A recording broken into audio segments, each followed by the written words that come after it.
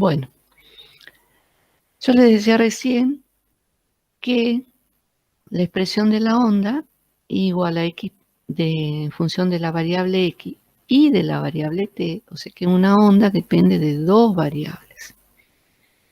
Puedo fijar x, variar t, o puedo fijar t, como por ejemplo hicimos recién con t igual a 0 y mover x. Aquí tenemos la representación, ¿sí?, en un tiempo t cualquiera, y aquí tenemos los ejes coordenados. Y ahora vamos a complejizar un poquito la cosa. Tenemos seno de kx menos omega t. Nosotros vimos hasta aquí la expresión. Ahora le vamos a agregar una fase inicial, ¿sí?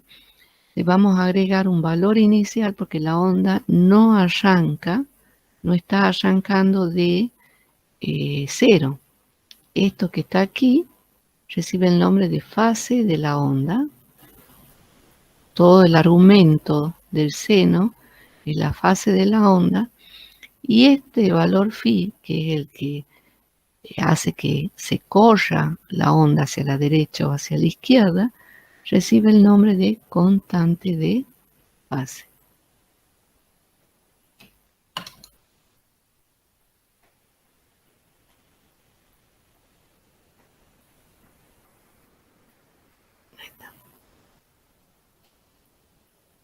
Bueno, entonces, ¿qué tenemos ahora?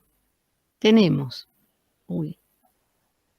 moviéndose hacia la derecha, porque aquí tengo un signo menos, esto me indica que se mueve la onda hacia la derecha, tenemos, fíjense, una onda, ¿sí?, que está desfasada a un ángulo phi. Entonces, la onda A, esta que está aquí, está corrida a un ángulo phi, o sea que tiene esta phi de ventaja, por lo tanto, para representarla en relación a un phi igual a 0, le tengo que restar ese valor que se corrió originalmente, ¿sí?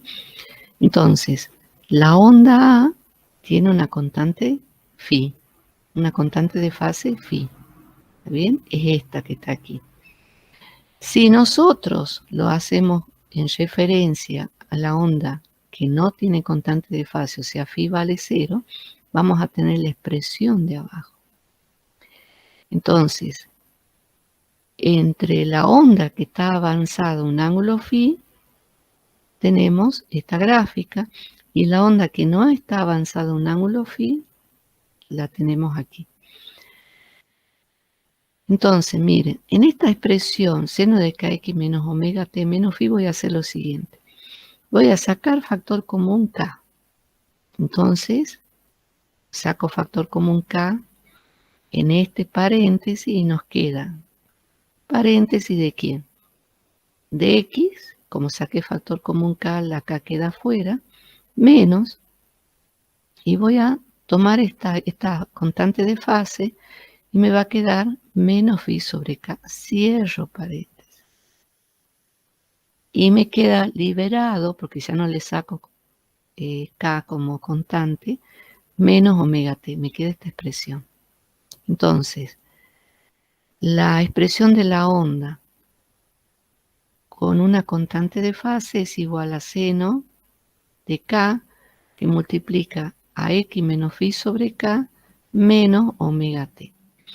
Esto me está indicando el corrimiento que hay en el eje x. Es un corrimiento de phi sobre k.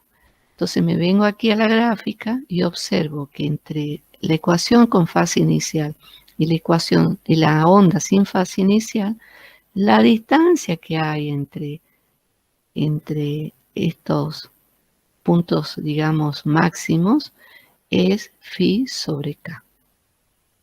¿Sí? Esto entonces es lo que significa una constante de fase entre una onda que no tiene fase inicial y la que sí lo tiene. O sea, hay un corrimiento de phi sobre k en el eje x. Ahora voy a hacer lo mismo que hice con la expresión original. Aquí le sacamos una constante K afuera, ¿sí? Como factor común.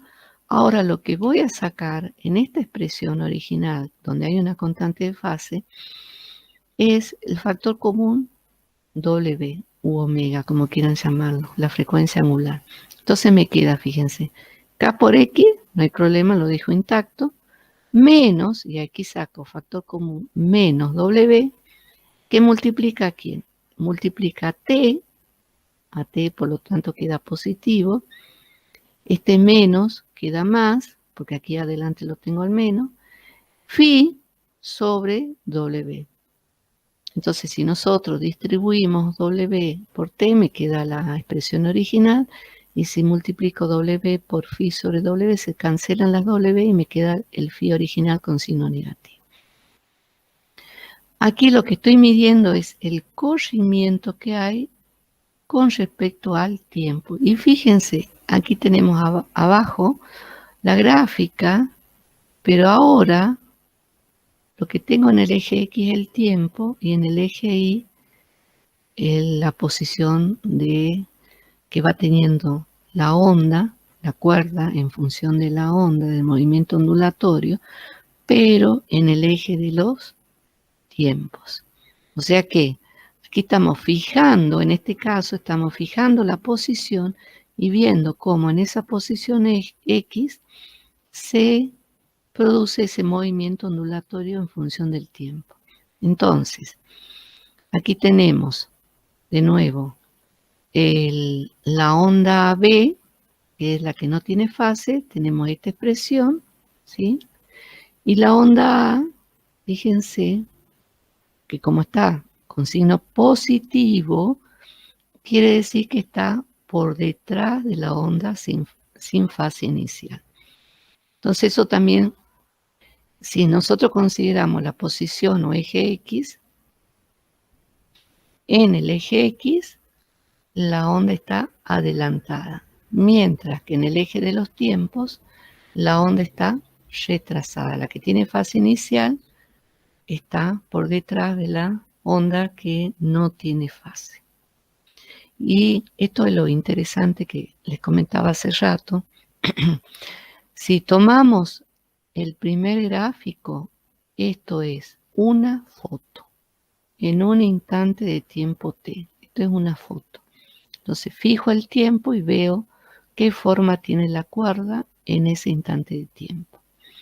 Mientras que en este último caso, en el segundo caso, lo que tenemos ya no es una foto, sino es una posición fija X, ahí se fija X y se ve cómo varía la onda en función del tiempo, que sería el caso, por ejemplo, del sismógrafo. De nuevo también, y aquí vuelvo a la expresión original, la ecuación de la onda tiene dos variables, X y T. Esto se los vuelvo a mencionar porque a la hora de calcular velocidades y aceleraciones tenemos que tener en cuenta que esta es una función de dos variables. Seguimos. Vamos a estudiar